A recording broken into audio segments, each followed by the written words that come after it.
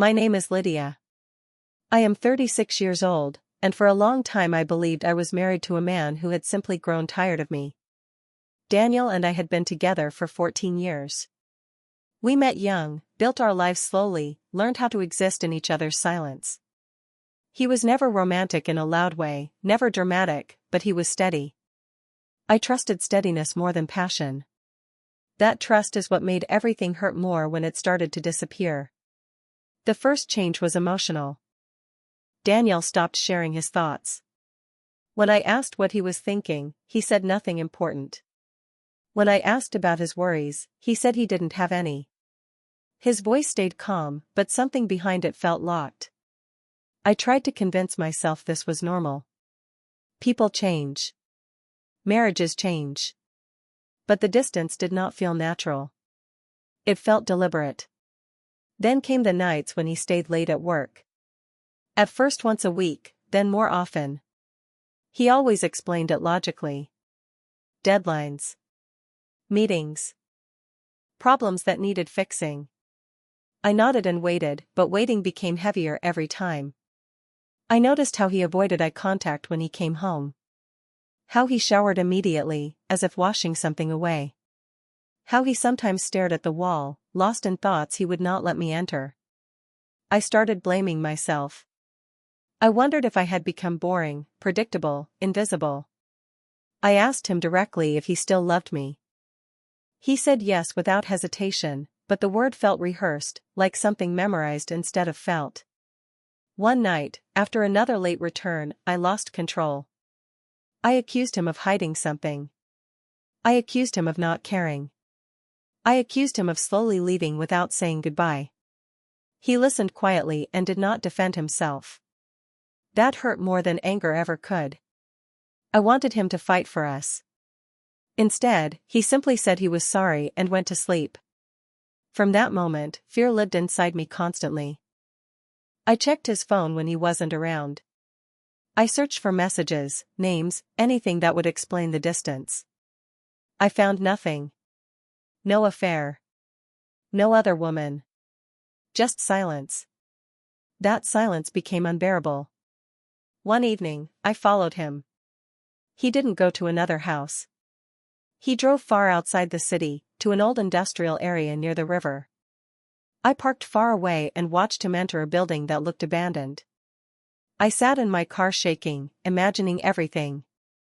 After nearly 2 hours, he came out looking exhausted, his shoulders bent, his face older than I remembered. When he got home, I confronted him. I told him I knew he was lying, that he was hiding something from me. For the first time in months, he looked afraid. He told me he couldn't explain yet, that it wasn't what I thought, and that he needed time. Time felt like betrayal. That night, I slept alone, realizing I might already be losing him. The days after that confrontation felt unreal. Daniel became quieter than ever, as if every word now required permission from something inside him. He still kissed my forehead before leaving for work, still asked if I had eaten, still behaved like a husband, but the emotional distance was unbearable. It felt like living beside a stranger who wore my husband's face. I stopped accusing him out loud, but my thoughts grew louder. I replayed his movements, his expressions, his silences. Whatever he was hiding was consuming him, and it was consuming me with him. One evening, I received a call from an unknown number. A woman's voice asked if I was Daniel's wife. My heart started racing immediately. She apologized for calling so late and said she didn't know who else to reach. She told me Daniel had collapsed and was being taken to the hospital. I drove there shaking, my mind preparing for every possible truth except the real one. When I arrived, I found Daniel sitting in the emergency room, pale but conscious, arguing quietly with a doctor. He looked ashamed when he saw me. In the hospital room, with nowhere left to hide, he finally spoke. The building I had followed him to was not abandoned. It was a temporary shelter. Months earlier, Daniel had discovered that his estranged father, the man he had not spoken to in over a decade, was living there after losing everything. Ill, homeless, and mentally deteriorating. Daniel had not told me because his father had been abusive when he was young.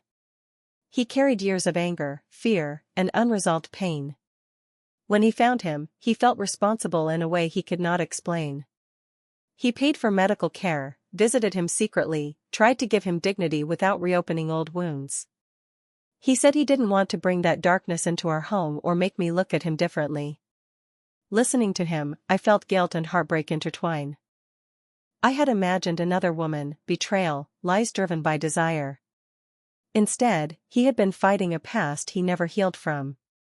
He admitted the stress was destroying him, that seeing his father weak and dependent reopened every childhood memory he had tried to bury. I held his hand while he cried for the first time in our marriage. For a moment, truth brought us closer than we had been in years. I thought honesty would save us. I was wrong. The damage was already deeper than I knew. After the truth came out, life did not return to normal. Knowing the reason behind Daniel's distance did not erase the months of loneliness, suspicion, and emotional isolation. We tried to rebuild. We talked more, shared painful memories, and acknowledged how badly silence had hurt us both.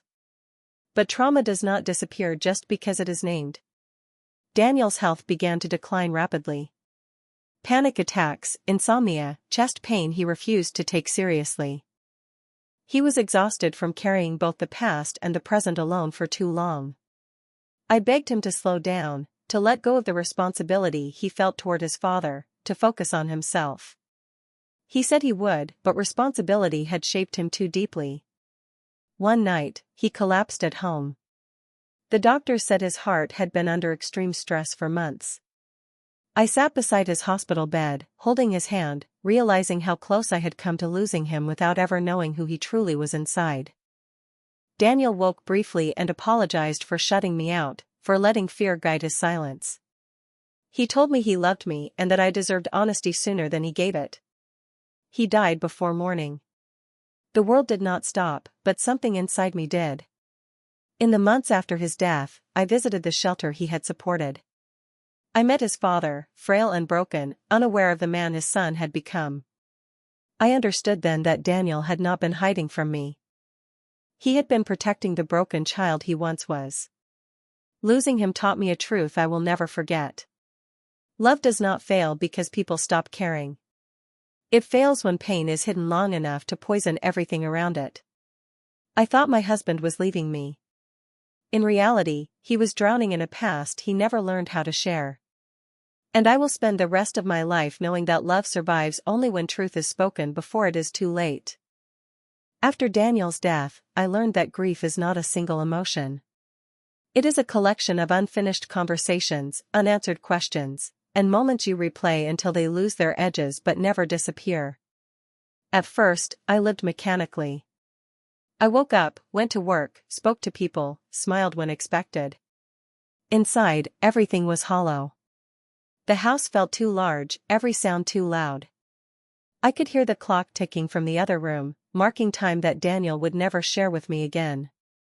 I slept on my side of the bed, afraid to move into the space he once occupied, as if doing so would erase him completely. People told me I was strong. They admired how calmly I handled everything. They had no idea that strength was just what silence looked like from the outside. I began sorting through Daniel's belongings months later, not because I was ready, but because avoiding them hurt more than facing them.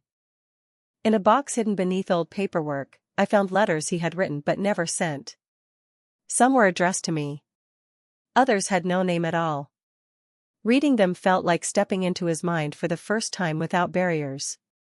He wrote about fear, about how the past had shaped him, about the guilt he carried for surviving a childhood that nearly broke him. He wrote that he loved me more than anything but did not know how to let himself be seen when he felt weak. One sentence stayed with me longer than the rest. He wrote that he believed love meant not becoming a burden to the person you cared about. That belief had guided every decision he made, and it had slowly destroyed him. I realized then how deeply wrong that belief was. Love does not protect by hiding pain. It protects by allowing two people to face it together. In the months that followed, I began therapy not to move on, but to understand. I needed to know why I had accepted his silence for so long, why I had doubted myself instead of demanding truth, why I had confused calm with safety. I learned that I, too, had been shaped by fear. Fear of conflict. Fear of losing stability. Fear of pushing too hard and breaking something precious. That fear had made me complicit in the distance between us. Accepting that truth was painful, but it was also freeing. I stopped idealizing our marriage and began seeing it honestly, as something real, flawed, and human. Daniel was not perfect. Neither was I. But the love was real, and that mattered. Slowly, I found myself drawn back to the shelter near the river where Daniel had spent so many nights. I volunteered at first out of guilt, then out of genuine connection. I listened to people whose lives were defined by survival, people who carried stories heavier than their bodies.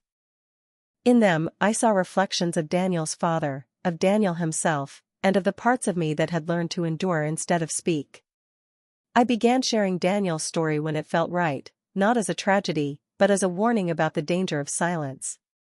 Sometimes people cried. Sometimes they grew quiet. Sometimes they nodded as if something inside them had finally been named. One evening, sitting alone by the river, I understood something that had taken me a long time to accept. Loving Daniel had changed me permanently. It did not end with his death. It reshaped how I listened, how I loved, how I paid attention to the spaces between words. I no longer mistook distance for calm. I no longer accepted "I'm fine" as an answer. I carried his memory not as a wound, but as a responsibility. To live louder. To ask harder questions. To refuse silence where honesty was needed. I do not know if loving Daniel differently would have saved him. That uncertainty will stay with me forever. But I do know this. Love deserves courage. It deserves truth spoken early and often, even when it is uncomfortable. If I ever love again, it will be with open eyes and an open voice. And if I am ever afraid, I will remember that silence is not protection. It is a slow form of loss. Daniel taught me that too late for us, but not too late for me.